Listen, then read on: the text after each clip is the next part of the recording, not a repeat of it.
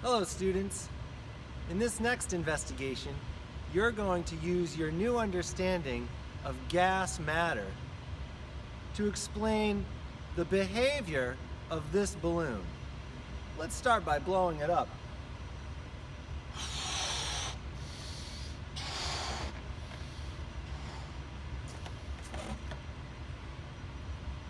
Now, you and your classmates are going to explain what's happening inside this balloon to the gas matter before and then after I let it go. You ready?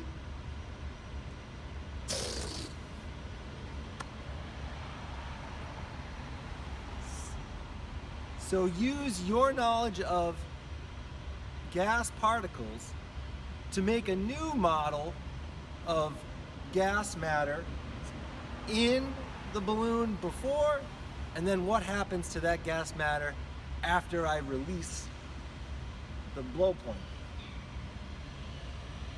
Have a good day.